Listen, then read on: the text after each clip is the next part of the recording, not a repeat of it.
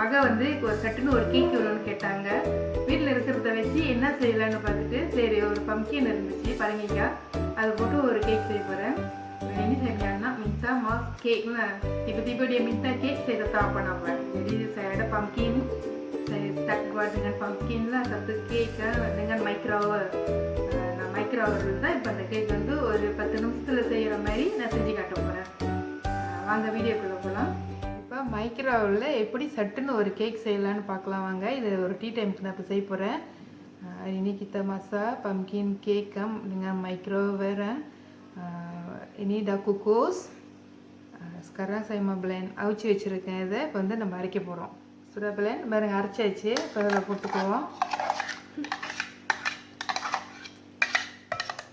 Masuk sedikit garam, sedikit saja.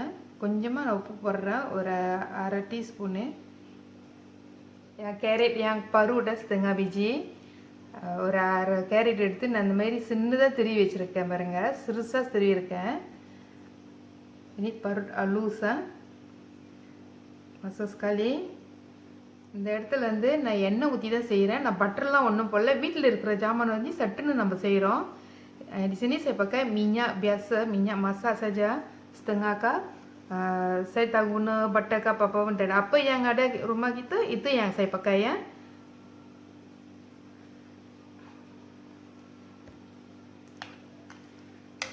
கொஞ்சம் கலக்கிக்குவோம். கச்சா sikit. சீனி ஒரு 3/4 கப் எடுத்துருக்கேன், அரைச்ச சீனி. gula icing 3/4 cup. இது நல்லா கலக்கிக்குவோம். Yogurt 1/4 cup. kalau tak ada yogurt pun boleh. Yogurt இல்லைனாலும் பரவாயில்ல, நாங்கள் இருக்குது அதனால் நான் போட்டிருக்கேன் ஒரு 1/4 கப் யோகட்டு. யோகட் இல்லைன்னா நம்ம பால் வந்து அதிகமாக ஊற்றிக்குவோம். இங்கே வந்து பால் சுசுவா biasa fern leaf saja sini saya pakai ya. fern leaf பால் தான் கொஞ்சம் கலக்கி வச்சுருக்கேன். அது ஒரு அரை கப்பு ஊற்றுறேன், setengah கப். இது எல்லாத்தையும் ஒன்றா கலங்கிக்கும். சப்போ வனிலா எசன்ஸ் ஒரு மூடி ஊற்றிருக்கேன். வனிலா எசன்ஸை சத்து பண்ணுத்தோ. இப்போ நான் எங்கள் மாவு வந்து 1/2 கப்பு கிட்ட வச்சுருக்கேன். நம்ம போட போட பார்த்துட்டு அப்புறம் நமக்கு தெரியும் எவ்வளோ பத்தலைன்னா தண்ணி ஆயிடுச்சுன்னா கொஞ்சம் போட்டுக்கலாம், ஆட் பண்ணிக்கலாம். sini saya ada 1/2 cup tepung gandum. Saya masuk dulu.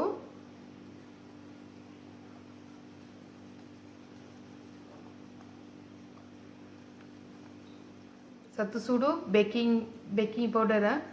ஒரு கரண்டி வந்து பேக்கிங் பவுடர் போடுறேன். இங்கே வந்து நான் 3/4 கப் சீனி தான் போட்டிருக்கேன். உங்களுக்கு சீனி அதிகமாக வேணும்னா போட்டுக்கலாம். saya sini 3/4 gula, 3/4 cup gula saya masuk sini. Kalau nak lebih boleh lebih. Ini macam ini kalau buat untuk anak sedap dia makan, cepat boleh masak ini microwave kan. இது கொஞ்சம் சட்டுன்னு பிள்ளைங்களுக்கு செஞ்சு கொடுக்க. கேரட்டு எல்லாம் இருக்க பாருங்க, ஒரு காய்கறி கேக்காகவே செஞ்சு கொடுத்துடலாம். அதில் கொஞ்சம் பட்டர் பூச்சிருக்கேன். இது மைக்ரோவேவ் மங்க, இது microwave ada. Ini bekas microwave. Saya dah sapu planta ataupun minyak isikan ini. இது ஊற்றிடுவோம்.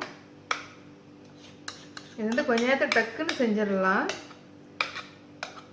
itu cepat boleh siap ini ya.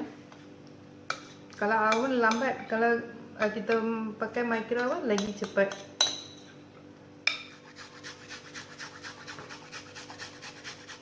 Sekarang kita mau masak, letak dalam microwave. இப்போ நம்ம மைக்ரோவேவ்ல வைக்க போகிறோம்.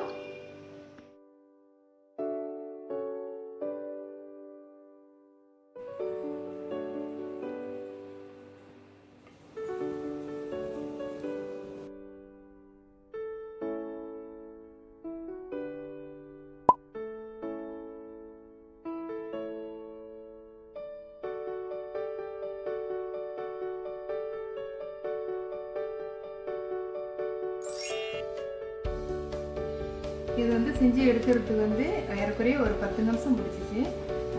lebih kurang 10 minit dah saya buat kek ini. Manis ini saya kurang. Kalau nak tambah boleh tambah manis lagi ya.